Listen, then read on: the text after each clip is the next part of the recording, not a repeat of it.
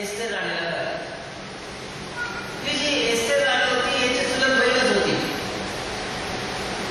तेव्हा तिने मर्दकायाकडे निरोप पाठवला.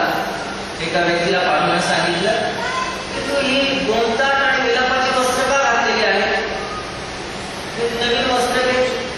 आणि नवीन वस्त्र पाठवून दिली. त्याने त्या वस्त्राचा स्वीकार केला नाही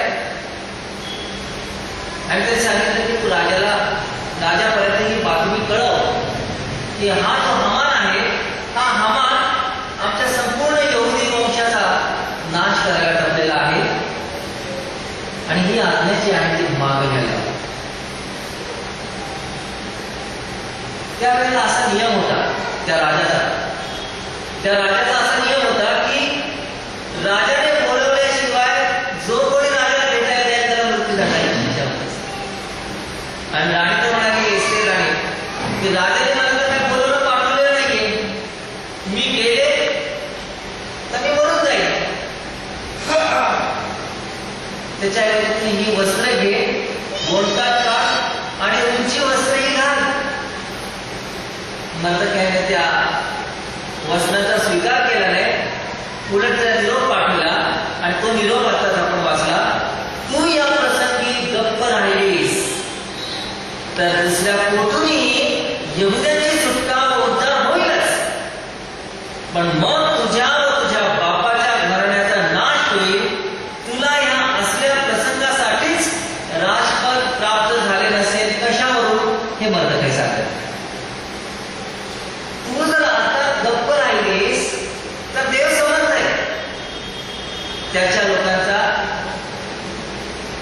बचाव करायचा, पण मग तुझ्या बापाच्या घराण्याचं काय होईल हे सांगता येत नाही. लक्षात घे, कदाचित एवढ्या मोठ्या पदावर तू गेलेली आहे तर ह्याच कारणासाठी देवाने तुला नेलं नसेल कशावरून. पण या पुस्तकाचं वैशिष्ट्य असं आहे की देवाचा डायरेक्ट नावाचा संबंध या संपूर्ण एस्तेरच्या 10 अध्यायामध्ये सापडते. बऱ्याचशा गोष्टी आहेत.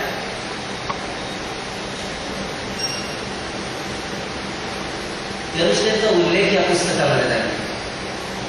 संपूर्ण 10 अध्यायामध्ये एस्तेरच्या 10 अध्यायात यरुशलेमचा उल्लेख नाहीये, यरुशलेमेतील मंदिराचा उल्लेख नाहीये, देवाच्या नावाचा उल्लेख डायरेक्ट या ठिकाणी केलेला नाहीये.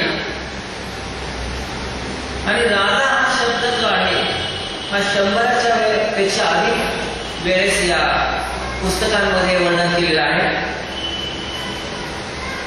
स्त्रियांच्या नावावर 2 पुस्तकं पवित्र शास्त्रात आहेत. दुसऱ्या पुस्तकाचं नाव सांगता येईल तुम्हाला कोणतं आहे ते? रूथ आणि एस्तेर ही जी 2 पुस्तकं आहेत. तेव्हा स्त्रियांच्या नावावर असलेले हे एक पुस्तक आहे. त्या सगळ्या बॅकग्राऊंडवरती एक आहे की ज्याला आपण म्हणू की हिब्रू भाषेच्या गुप्त लिपीमध्ये आपण म्हणू की त्या शब्दांच्या मध्ये यहोवाचं नाव बॅकग्राऊंडला आहे. आता या ठिकाणी तो विषय नाही आपल्याला तर कशा प्रकारे त्या ठिकाणी आहे, परंतु यहोवा हे नाव जे आहे ते आलेलं आहे, इनडायरेक्टली आलेले आहे त्या ठिकाणी.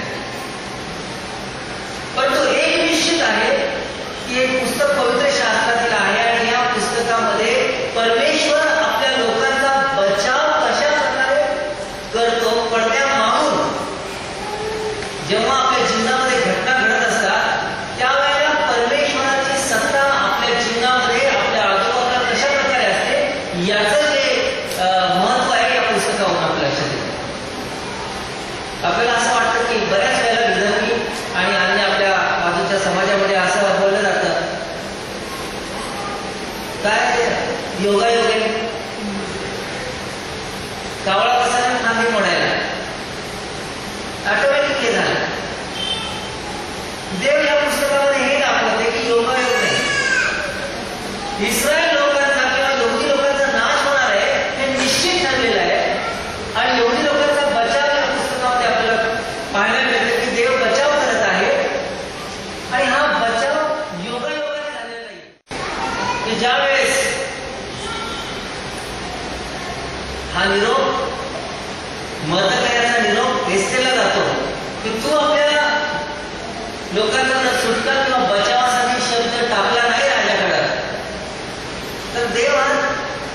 त्यांच्या लोकांचा बचाव मात्र देव कोणत्या प्रकारे करू शकेल, पण तुझा किंवा तुझ्या बापाचा निभाव लागेल की नाही सांगते. हे ऐकल्यास शैली म्हणाली की काय हरकत नाही, मी उपवास करते, तुम्ही पण उपवास करा, 3 दिवस मी उपवास करते, तुम्ही करा, आणि त्यानंतर मी राजाकडे जाईल. मग मी मेले तर मेले, मग राजाने मला जीव घेतलं तरी काय हरकत नाही, मी माझ्या लोकांसाठी मेले असलेला म्हणायचं. अशा प्रकारे ती उपवास करते आणि राजवाड्यात जाते. राजवाड्यामध्ये राजाला न विचारता जेव्हा मनुष्य जात असेल त्यावेळेला त्याला मृत्यूदंड होतो. पण देव आता कसं कार्य करतो पहा, की ती राजाकडे गेल्यानंतर राजाला मृत्यू देण्याच्या ऐवजी तिच्या पुढे तो सोन्याचा दंड पुढे करताना म्हणतो, सोन्याचा दंड राजदंड पुढे करतो. कसं काय घेणं तू या ठिकाणी केलंस, तुला काय पाहिजे, अर्ध राज्य पाहिजे असेल तरी सांग मला, तर देऊन टाकतो. तेव्हा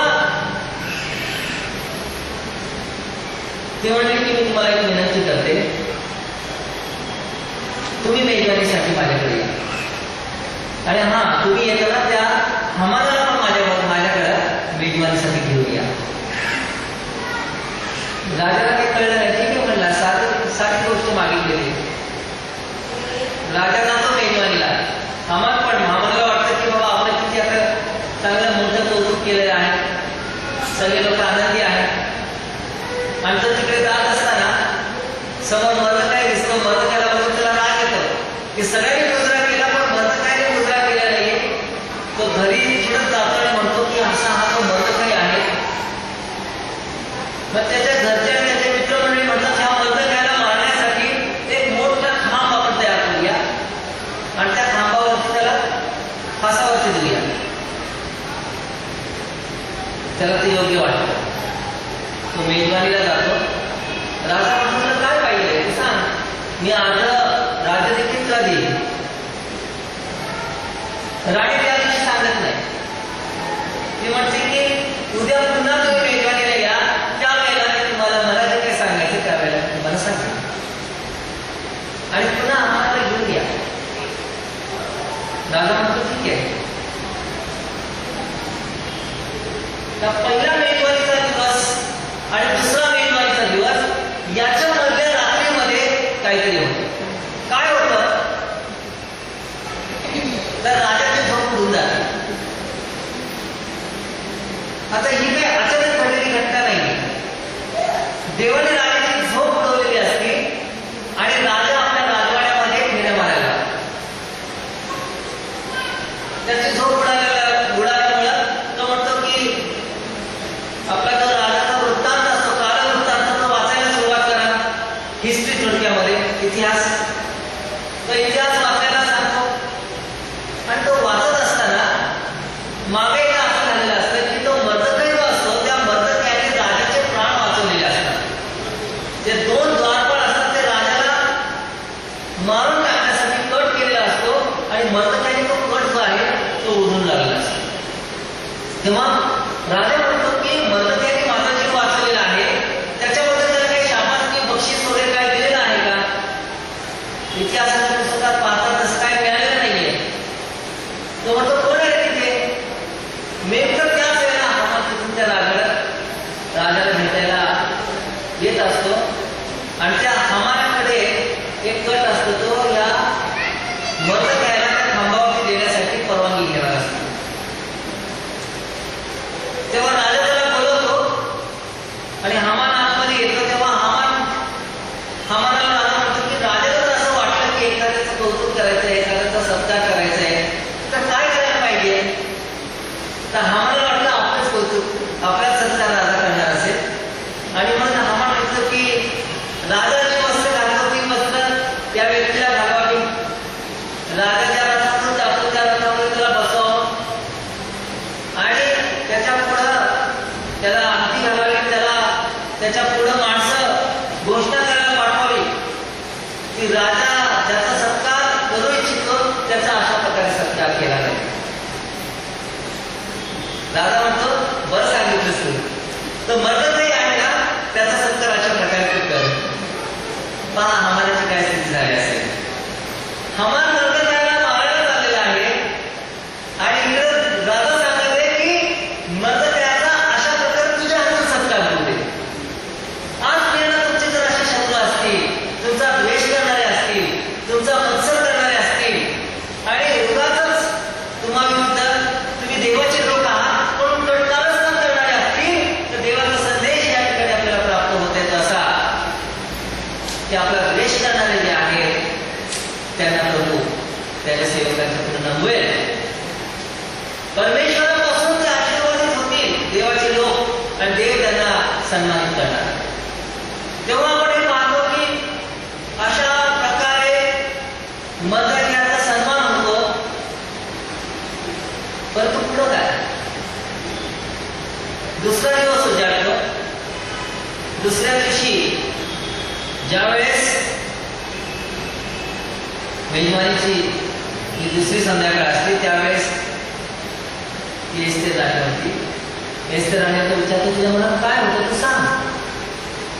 त्यावेळेला ती सांगते हा जो हमान आहे हा हमान मला आणि माझ्या सर्व लोकांना नाश करायला टपून बसलाय. त्याने कट कारस्थान केले आणि राजाला जेव्हा कळलं की हा राणीला नाश करण्यासाठी त्याने कट कारस्थान केलेलं आहे राजा एकदम खडबडून जागा होतो आणि तो रागाने बाहेर बागेत. आता हिचं हमानाला कळतं की आता आपलं काही निभाव लागणार नाही म्हणून तो त्या राणीच्या जवळ गयावया करण्यासाठी आपली पलंगावर पडून गयावया करायला लागतो. तर राजा पुन्हा येऊन पाहतो तर राणीच्या पलंगावरती हात पडले. तो म्हणला आता तो राणीवरती देखील हात टाकायला चाललाय काय आणि म्हणून तो काय करतो की त्याला मारण्याची आज्ञा करतो. त्याच्या तोंडावर कापड टाकलं जातं आणि जो खांब त्यांनी मर्दक्यासाठी तयार केलेला असतो त्याच खांबावरती हमानाला फासावं दिलं. पहा देव आपल्या शत्रूची कशा प्रकारे ही स्थिती करतो. त्याच्यानंतर काय होतं पुढे आपण पाहतो की